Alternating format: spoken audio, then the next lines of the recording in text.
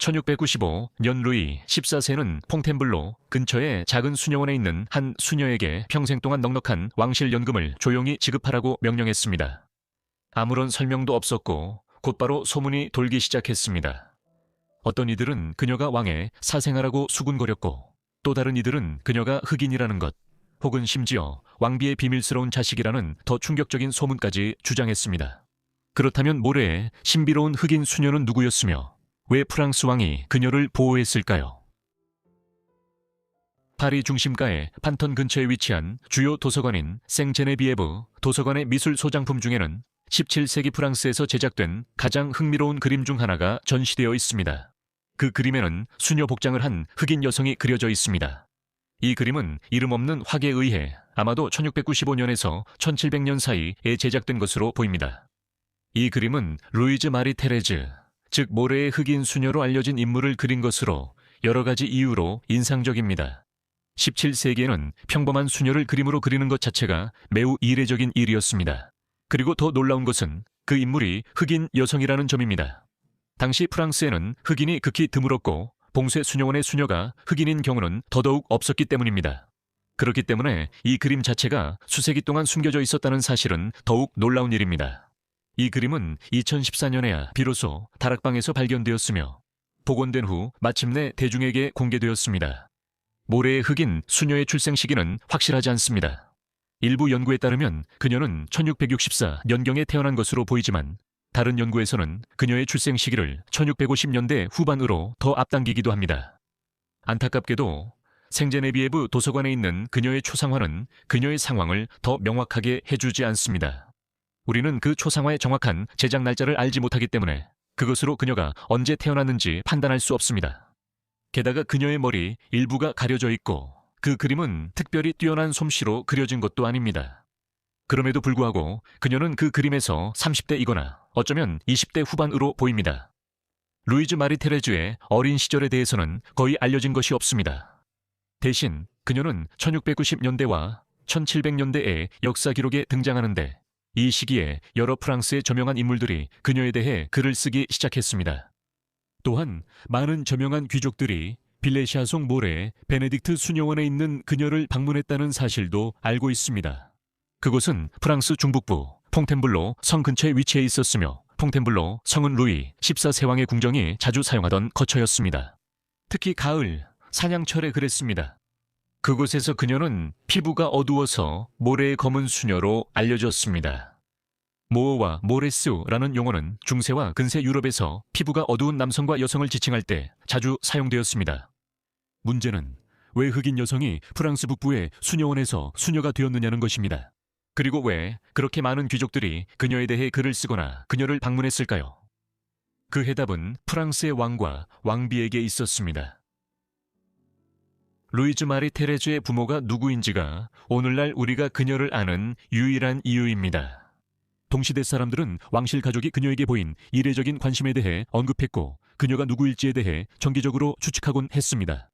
흥미롭게도 어떤 이론을 따르느냐에 따라 그녀는 프랑스 왕의 사생아이거나 그의 아내인 왕비의 사생아라고 전해집니다.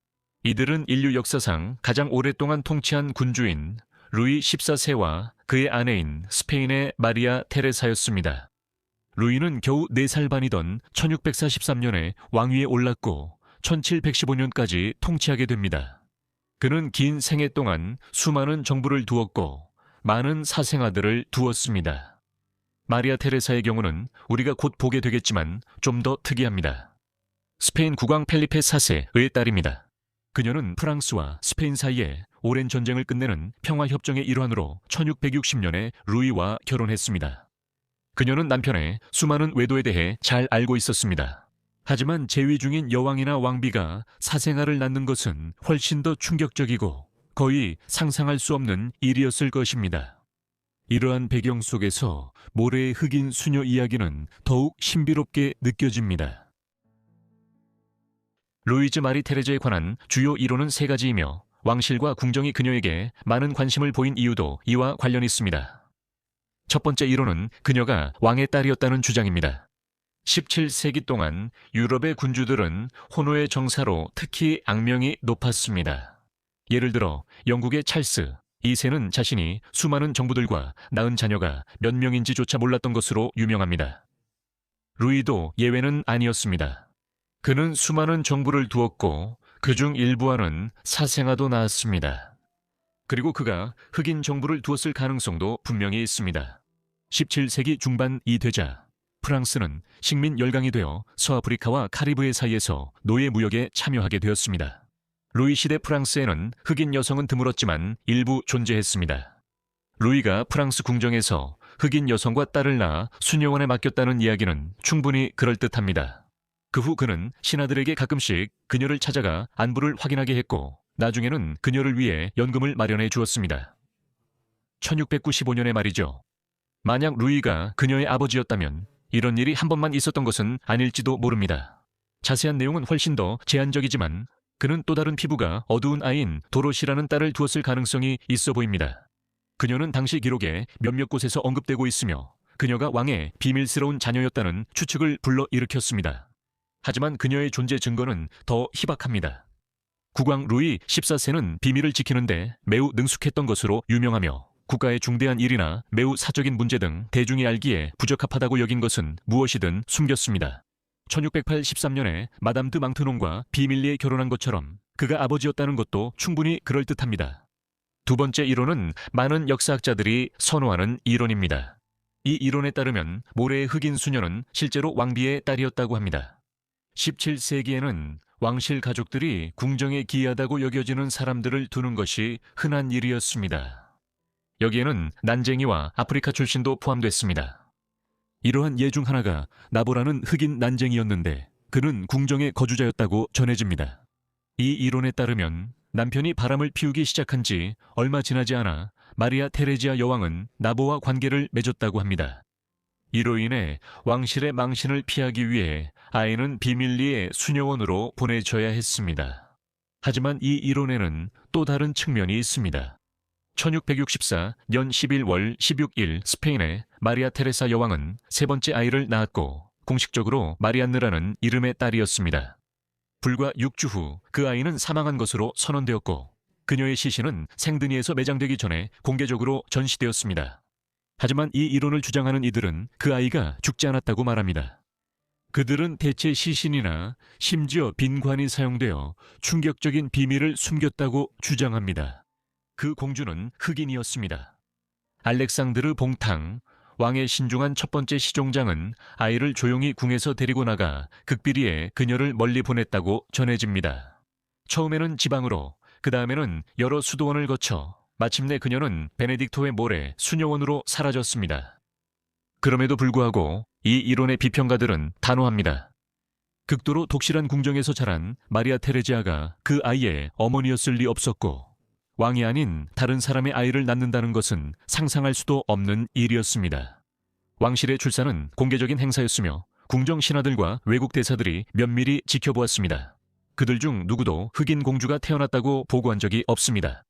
만약 그런 아이가 태어났다면 그 소식은 유럽 전역에 퍼졌을 것입니다. 대신 일부 역사가들은 암울한 의학적 현실을 지적합니다. 마리안느는 힘든 출산 끝에 조산으로 태어났고 심각하게 아팠습니다. 산소 부족으로 그녀의 피부가 어두워지고 보랏빛으로 변했지만 이 사실은 나중에 소문으로 바뀌었습니다. 하지만 흑인 수녀의 이름인 루이즈 마리 테레즈는 분명히 그녀가 왕비의 딸임을 암시하지만 다시 생각해보면 루이즈는 루이의 여성형이기도 합니다. 그래서 그 이름은 그녀가 왕의 사생아였더라도 선택될 수 있었을 것입니다. 그리고 이름만으로는 루이즈가 왕이나 왕비의 친자식이라는 것을 자동적으로 의미하지는 않습니다. 대신에 그녀가 왕과 왕비가 후원하는 고아였다면 왕과 왕비의 이름을 모두 받을 수도 있었을 것입니다. 이것도 충분히 그럴듯한 일입니다. 왕실이 유아의 후견인이 되는 것은 드문 일이 아니었습니다. 예를 들어 17세기 프랑스에서는 17세기 후반에 루이 14세 왕의 후원 아래 수백 명의 고아 여성들이 뉴프랑스, 즉 오늘날의 퀘벡으로 보내졌습니다. 프랑스 식민지 인구를 늘리기 위해서였습니다. 오늘날 수백만 명의 북미인들이 이른바 왕의 딸들의 후손입니다. 루이즈 마리 테레즈에 대한 세 번째 이론은 그녀가 단순히 왕실의 후원을 받은 흑인 고아였다는 것입니다. 이것은 1695년에 왕이 그녀에게 연금을 지급한 이유와 궁정 귀족들이 때때로 모래에 파견되어 그녀를 살폈던 이유를 설명해 줍니다. 루이즈 마리 테레즈에 대한 우리의 자료는 루이 14세 왕의 통치 기간 동안 여러 프랑스의 저명한 귀족들과 궁정 인사들로부터 나옵니다.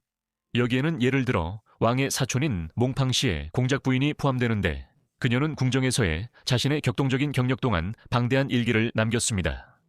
이 기록들에 따르면 왕은 그녀에게 연금을 제공하는 것 외에도 자주 사람들을 모래로 보내 흑인 수녀를 돌보게 했다고 합니다. 그때쯤이면 왕비는 이미 오래전에 세상을 떠났습니다. 그녀는 1683년에 불과 44세의 나이로 일찍 세상을 떠났습니다. 이 기록들은 더 나아가 루이즈가 궁정에서 세례를 받은 후 조용히 수도원으로 옮겨졌으며 그곳에서 특히 훌륭한 교육을 받았다고 주장합니다. 남아있는 편지로 그녀가 읽고 쓰기에 능숙했음을 알 수 있습니다. 의심할 여지 없이 흑인 수녀에 대한 최고의 기록은 17세기 후반과 18세기의 저명한 궁정 신화이자 회고록 작가였던 루이 드 루브와 생시몽 공작에 의해 작성되었습니다. 이 방대한 일기들은 루이 14세와 루이 15세의 궁정에 대한 최고의 기록으로 여겨집니다. 안타깝게도 그 역시 수녀원과 그곳에서 가장 유명한 거주자인 루이즈 마리 테레즈의 출생에 대해 확신하지 못했습니다. 그는 이 수녀원의 유색인 여성이 있는 것 같다고 말했습니다. 어릴 때 왕의 시종인 봉탕에 의해 그곳에 맡겨진 무어인 여성이었습니다. 그녀는 극진한 보살핌과 관심을 받았지만 누구에게도 보여진 적이 없었습니다. 고9.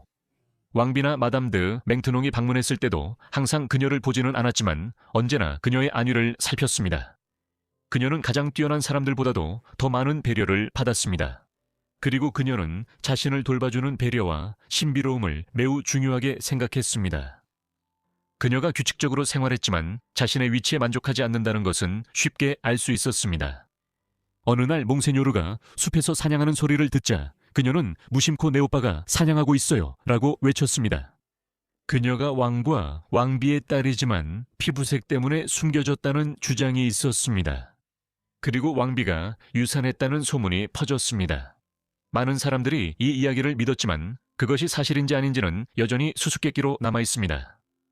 그래서 왕과 왕비의 사생활을 잘 알고 있었을 수많은 사람들과 접촉할 수 있었던 유명한 궁정인사 생시몽조차도 확실하게 말할 수 없었습니다. 모래의 흑인, 수녀 관련 실제 상황은 알 수 없었습니다. 루이즈 마리 테레즈의 후반부 인생도 어린 시절만큼 거의 알려지지 않았습니다. 앞서 언급했듯이 왕비는 17세기 말에 이미 오래전에 세상을 떠났지만 루이 14세는 1715년까지 살았습니다. 그 후로는 왕실이 모래 수녀원에 있는 그 신비로운 여성과 연락을 유지할 이유가 거의 없었습니다. 그 시점부터 그녀의 행적에 대해서는 거의 아무것도 알려진 바가 없습니다. 하지만 이후로는 수녀들이 대부분 폐쇄된 담장 안에서 은둔하며 사적인 삶을 살았다는 점을 고려하면 이는 그다지 놀라운 일이 아닙니다. 추론할 수 있는 것은 평범한 삶을 살았다는 점입니다. 기도, 독서, 수도원에서의 일상적 노동으로 나날을 보냈습니다. 하지만 그녀가 누린 특권은 그녀를 특별하게 만들었고 결코 완전히 사라지지 않은 왕실과의 인연을 암시했습니다. 1725년 4월 그녀가 작성한 문서는 60대에도 수도원 생활을 했음을 보여줍니다. 그녀가 마지막으로 서명한 문서는 1730년 1월 10일자입니다. 그녀가 1732년에 사망했을 것으로 추정되지만 이조차도 확실하게 밝혀지지 않았습니다. 하지만 그녀는 그 당시 약 70세였을 것이고 18세기 초 기준으로는 상당한 고령이었기 때문에 그럴듯한 이야기입니다. 모래의 검은 수녀에 관한 문제는 현대에 들어 상상력을 자극해왔습니다. 작가들과 역사가들은 그녀의 출생에 관한 여러 이론들 중 어떤 것이 맞는지에 대해 추측해왔습니다. 프랑스 작가 피에르 마리 디졸은 1978년 자신의 저서 나보 또는 르마스크 드 페르에서 정교한 이론을 제시했습니다. 이 책에서 디졸은 19세기에 알렉상드르 듀마가 쓴 철가면을 쓴 남자의 전설적인 이야기와 모래의 검은 수녀의 이야기를 연결하려고 했습니다. 그는 루이 14세 시대에 수감된 신비로운 죄수인 철가면을 쓴 남자가 사실은 나보, 즉 검은 궁정 난쟁이였다고 주장했습니다. 왕이 여왕이 그와의 관계로 모래의 검은 수녀를 낳았다는 사실을 알고 그가 감금되었다고 했습니다. 이 이야기는 흥미로운 이야기거리가 되었지만 디졸의 이론이 역사적 가치가 부족했던 것처럼 이를 뒷받침할 만한 증거는 전혀 없습니다. 이 이야기는 루이즈 마리 테레즈와 나보의 이야기에 대한 새로운 관심을 불러일으켰으며 이들의 이야기는 2015년부터 2018년까지 제작된 TV 시리즈 베르사유에도 등장했습니다. 그 드라마에서는 흑인 수녀가 왕비의 딸이라는 이론을 따랐습니다. 2014년에 그녀의 초상화가 발견되면서 그녀의 이야기에 대한 학문적 관심이 다시 일었고 지난 10년 동안 그녀에 관한 수많은 논문이 발표되었습니다. 2019년 여름과 가을 레밀몽에 있는 뮤제 샤를 드 브루이에서 더 모어스 오브 모어라는 전시회가 열렸습니다. 오늘날까지도 모래의 검은 수녀 이야기는 여전히 우리에게 흥미를 줍니다. 하지만 안타깝게도 그녀의 부모가 누구였는지에 대한 진실을 우리는 아마 영원히 알지 못할 것입니다. 모래의 흑인 수녀에 관한 이야기를 시청해주신 모든 분들께 진심으로 감사드립니다. 여러분께 흥미로운 시간이었길 바랍니다. 여러분은 그녀의 진짜 부모가 누구였다고 생각하시나요? 여왕이라고 생각하시나요? 아니면 왕이라고 생각하시나요? 혹시 왕실에 의해 고아가 되었다고 생각하시나요? 여러분의 생각을 아래 댓글로 남겨주세요. 정말 여러분의 의견을 읽어보는 것이 기대됩니다. 이런 신비로운 이야기를 더 듣고 싶으시다면 아래 댓글로 알려주세요. 그리고 여러분 모두 제 채널을 구독하고 알림 설정도 해두셔서 제가 영상을 올리자마자 바로 받아보시길 바랍니다. 오늘은 여기까지입니다. 다음 잊혀진 삶 이야기에서 다시 뵙겠습니다. 감사합니다.